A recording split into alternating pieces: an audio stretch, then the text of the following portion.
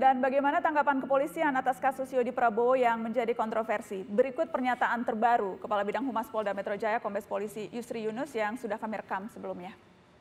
Sudah dirilis oleh Polda Metro Jaya bahwa berdasarkan fakta-fakta yang ada, scientific investigasi, kemudian penyelidikan, penyidikan, keterangan saksi-saksi yang ada, keterangan saksi-saksi ahli itu sebagai alat bukti, juga melalui CDR-nya ya, daripada handphone yang bersangkutan, fakta-fakta yang ditemukan semuanya memang kesimpulan bahwa ini adalah diduga keras atau diduga kuat, ini adalah bunuh diri. Ya. Tetapi penyidik masih membuka. Silakan kalau memang ada fakta-fakta baru, ada novum baru lagi yang bisa disajikan, silakan saja. Tetapi sudah kita sampaikan, inilah dasar penyidikan kita sampai dengan terakhir. Banyak memang orang yang berspekulasi, jangan. Kalau memang spekulasi, silakan datang ke penyidik. Ya, kalau mau jadi novum yang baru, datang ke penyidik, nanti kita lakukan pemeriksaan. SP3 bukan berarti satu kasus itu berhenti secara total, Mas. Apabila ada suatu novum baru, mau kapanpun akan bisa dibuka lagi. Oke? Ya, kalau ada bukti baru, kalau ada novum maka bisa dibuka kembali. Apakah keluarga memiliki bukti-bukti itu, Ibu? Atau hanya kecurigaan-kecurigaan saja? Sampai saat ini belum sih, Mbak. Belum. Makanya itu yang susah.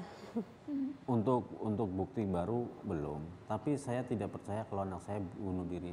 Saya menduga anak saya itu dibunuh dan di TKP itu dijadikan tempat untuk pembuangan. Tidak ada pelaku kejahatan yang ingin terungkap.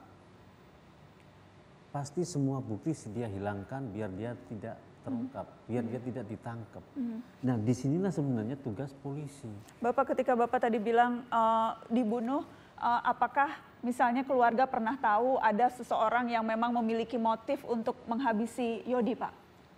Kalau dilihat dari kesehariannya, anak saya itu tidak punya musuh, Mbak Nana. Tidak punya musuh. Dia juga tidak cerita model macam-macam. Makanya saya tuh heran. Saya tahu anak saya punya teman dekat di kantor juga baru kemarin-kemarin. Gitu. Ketika kemudian sempat saksi yang dekat, teman dekat almarhum mengatakan bahwa almarhum beberapa kali bertanya kalau saya tidak ada lagi bagaimana.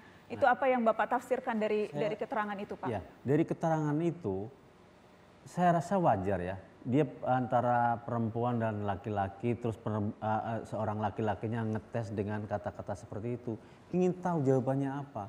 Toh di media itu tidak pernah ditampilkan bahwa kalau taruh almarhum nanya apa maksudnya kalau seandainya saya tidak ada, ya. Terus bagaimana? Toh tidak ada jawabannya. Jadi menurut Bapak itu percakapan biasa dia ingin tahu hasilnya apa sih? Karena kan dia benar-benar sayang sama saya apa enggak kan gitu, Mbak Nana. Bukan berarti itu disimpulkan ini pesan. Harusnya kalau dia memang depresi, pesannya itu untuk keluarganya karena dia sudah bikin kecewa keluarga dengan berbuat macam-macam di luar dugaan saya, harusnya pesannya ke saya, ke keluarga, ke bapaknya. Jadi Bapak dan Ibu sama sekali tidak bisa membayangkan kira-kira apa motif yang melatar belakangi peristiwa ini? Setelah saya lihat dari saksi, dengar dari media dan saksi saya itu saya menduga ini masalah asmara. Bapak menduganya masalah asmara? Kuat dugaan, iya. Dari naluri kami berdua itu, Mbak, yang ada di benak kami berdua, motifnya itu asmara. Tapi sekali lagi ini hanya berdasarkan feeling tapi tidak ada bukti dan tidak ada hal-hal yang kemudian bisa menguatkan dugaan ini, Ibu. Jadi ya, Mbak, susah nyari buktinya. Bang Adrianus, apa komentar Anda soal kasus ini? Ini kasus yang menyita begitu banyak perhatian publik. Ilmu reserse main betul di sini, yakni mengolah semua hal yang ada di TKP dan mempergunakan dukungan dari dunia ilmu. Untuk itu maka setahu saya ya, jadi saya melihat gerak-gerik mereka karena mereka banyak yang saya kenal begitu, mengembangkan anggapan mengenai Mr. X yang menunggu di sana. Yang kedua, Mr. X ini bersama-sama datang dari Metro TV, katakanlah begitu. Atau yang ketiga adalah Mr. X ini membunuh, mohon maaf, almarhum dan kemudian membuangnya di sana, lalu dia pergi. Ini tiga teori. Didukung dengan tadi temuan-temuan dari TKP, dengan temuan-temuan dari berbasis pada SCI tadi, maka 3 teori itu terbantahkan. Maka kemudian polisi, dan ini tidak sesuai dengan naluri polisi ya, terpaksa kemudian mencari teori yang keempat, yakni bahwa pembunuhan tersebut bukan pembunuhan, artinya tidak ada Mr. X tersebut begitu. Dan kemudian lalu dikumpulkanlah berbagai hal-hal yang mendukung, yang memperkuat dugaan tersebut. Jadi dugaan bahwa yang bersangkutan dibunuh itu sudah menjadi naluri polisi, dan tadi ada 3 teori yang bisa dikemukakan, namun tadi berbagai hal itu kemudian tidak mendukung. Nah, barulah kemudian yang keempat ini. Nah, yang keempat ini pun juga bukannya tanpa kelemahan, ya. Jadi kalau tadi dikatakan misalnya mengenai bahwa dia bunuh diri dalam rangka untuk tidak terlihat sebagai bunuh diri, makanya kemudian memilih modus yang sebetulnya berat ya. Biasanya laki-laki itu memilih modus yang cepat, misalnya memakai meminum obat tidur secara berlebihan sehingga kemudian lewat gitu ya.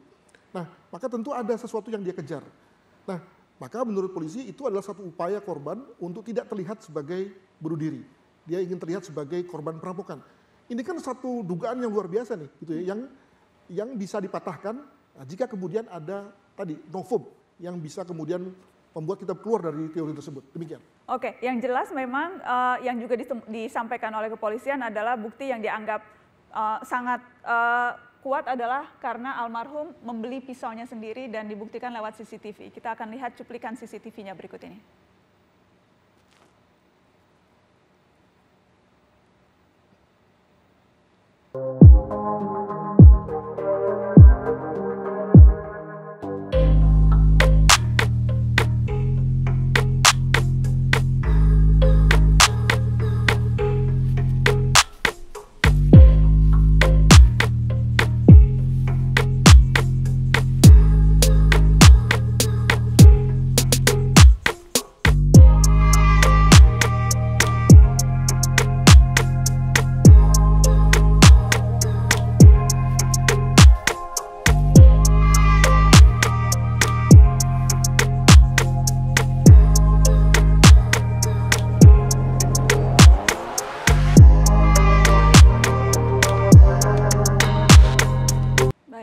Bapak itu memang almarhum? Ya, itu Ibu bisa mengenali? Memang anak saya. Iya. Tapi polisi kan tidak bisa menjelaskan kalau anak saya itu beli pisau itu untuk apa? Apakah untuk ibunya? Apakah untuk membunuh? Apa untuk bunuh diri? Apakah ada yang pesan temennya untuk membelikan pisau? Itu kan nggak dijelaskan. Yang polisi jelaskan adalah bahwa waktu sampai di toko tersebut hanya 8 menit, begitu masuk langsung menuju ke tempat di mana pisau itu dipajang, langsung mengambil pisau yang dimaksud, agak lama 2 menit di situ, kemudian menuju kasir, melakukan pembayaran, menuju ke tempat parkir, meninggalkan tempat. Dan hanya ada satu yang dia cari di toko itu dan hanya beli satu, yaitu pisau. Saya gini ya, apakah iya tidak ada orang yang pesan? Coba kalau menjadi teman dia yang pesen, tolong dibeliin pisau karena ini pisau dapur loh, ini pisau dapur. Kalau temennya yang akrab itu yang deket minta dibeliin pisau, apa dia nggak beliin pisau? Masa dia mau larinya ke tempat tidur atau tempat-tempat jual yang lain? Pasti kan udah terarah. Itu tempat pisau, yang sebelah sini tempat barang-barang mobil kan hardware kan dipisah-pisah. Kalau dia ada pesanan itu, oke, apakah teori-teori itu teori yang harus dipertimbangkan atau polisi akan melihat ini dan menyimpulkannya sampai pada kesimpulan yang seperti ini, Bang Adrianus? Jadi begini ya, ada namanya teori suicidal path, jalan menuju bunuh diri. Di situ ada intention, ada narration, ada narasi, ada cerita, ada misalnya orang bunuh diri itu lalu bikin tulisan dulu, ada yang bikin macam-macam gitu ya. Nah, maka dalam konteks teori tadi, maka hal-hal yang tadi dikatakan sebagai beli pisau, meninggalkan komputer ya di rumah kalau nggak salah itu, dan juga berbagai perkataan itu semua dikumpulkan oleh polisi untuk membangun teori tersebut bahwa sudah ada jalan menuju ke situ. Nah, tentu ada yang bilang bahwa cuma itu, tapi ada juga yang bilang bahwa sudah cukup gitu ya. Nah, silakan kemudian kita bawa ke pengadilan nanti misalnya begitu. Oke, jadi memang karena tidak ada yang melihat langsung peristiwa itu terjadi, teori-teori lah yang kemudian muncul dan dikuatkan dengan berbagai bukti yang sudah dikumpulkan. Itu disebut sebagai beyond reasonable doubt. Ya. Jadi kita boleh ragu-ragu, tapi di ambang keraguan itu kita percaya yang mana, gitu. Oke, dan yang jelas keluarga sampai sekarang merasa bahwa ada pelaku yang mengakhiri hidup almarhum. Iya. Almarhum tidak mengakhiri hidupnya sendiri. Iya. Itu yang keluarga Iya, betul-betul kami percaya yakin, sampai sekarang. Yakin. Apa yang Ibu harapkan sekarang, Ibu? Saya hanya mengharapkan keadilan buat anak kami. Udah itu aja, Mbak. Yodi putra pertama ya, Bu, sebelumnya? Putra pertama, Mbak. Adik-adiknya ada 3. Ya, ada 3. Bagaimana adik-adik sekarang, Bu? Melihat pemberitaan yang juga tentunya mereka tidak bisa tidak melihat, harus tahu, dan sebagainya. Masih kecil-kecil ya, Bu? Adik? Kecil-kecil, Mbak. Kalau yang SMA sih sudah mengerti kan, tapi kalau yang 2 itu kan dia masih kayaknya suka nggak percaya kalau kakaknya nggak ada. Umur berapa, Ibu? Yang kecil, Yang 7 kembar? 7 tahun yang 7 kembar. tahun. Dan dekat dengan kakaknya? Dekat sekali, Mbak. Kadang nih almarhum udah nggak ada pun dia ke atas ke kamar kakaknya nyariin gitu. Dia bilang, Mas Yodi kok bobo nggak bangun-bangun, dia bilang gitu, kok nggak ada, dia cari ke kamarnya kan. Nanti dia turun lagi, nanti dia bengong. Jadi keadilan yang Bapak cari? Iya, soalnya kami yakin anak kami tidak bunuh diri. Itu pasti ada pelakunya, Mbak. Nggak mungkin kan, maksudnya seseorang mau melakukan kejahatan, nggak mungkin dia mau terang-terangan. Ini loh barang buktinya, ini loh. Nanti ya dia cepat ketangkep kalau begitu. Mungkin kalau saya pikir tuh ada skenario hebat di dalamnya. Jadi tuh dirancang seakan-akan anak saya tuh bunuh diri. Kalau saya berkeyakinan seperti itu, kan bisa aja, Mbak. Yang menurut saya janggal gini, Mbak Nana, mengenai DNA dan sidik jari. Dari pihak kepolisian kan mengatakan kalau dari DNA pisau, baju, helm, rambut semua kan punya almarhum. Dia tidak ada satu DNA pun milik orang lain. Kalau memang itu DNA itu milik almarhum, nggak ada yang lain, ngapain dia periksa 34 saksi di swab? Bahkan saya dengar ada yang di visum juga, rekan di Metro. Untuk apa? Kalau dia meyakini bahwa tidak ada sidik jari atau DNA orang lain, untuk apa diperiksa sampai 34 saksi di tes swab? Teman-temannya Yodi itu di tes swab di depan rumah saya lihat. Saya juga di tes swab tahlilan kedua. Harusnya kalau itu memang DNA dan sidik jari tidak ada orang lain, pelaku lain, ya udah stop aja. 3 hari umumin anak saya bunuh diri, udah kelar. Nggak usah 34 orang saksi di tes semua, ditanyain mondar bolak-balik. Atau bisa saja itu itu yang bikin bagian janggal saya. Karena atau bisa saja itu bagian dari memang proses penyelidikan yang dilakukan kepolisian, Bapak. tidak mungkin juga, karena kalau dia meyakinin udah tidak ada DNA orang lain, kenapa dia mesti swab ke orang lain? Kenapa mesti ada visum juga ke rekan lain? Apa yang dicurigain dari itu? Dalam proses penyelidikan, itu kejanggalan-kejanggalan yang Bapak rasakan? Iya, itu sangat janggal. Baik. Dan yang tadi Ibu sebutkan, Ibu mencari kebenaran ya, Bu? Iya. Bapak juga mencari kebenaran. Hasil ini, Mbak, hasil laboratorium forensik kan, waktu pertama kali jasad anak saya ditemukan terus langsung dibawa ke lapor. Dari pihak lapor tuh saya baca di media bilangnya itu ada Luka pukulan di bahu kiri.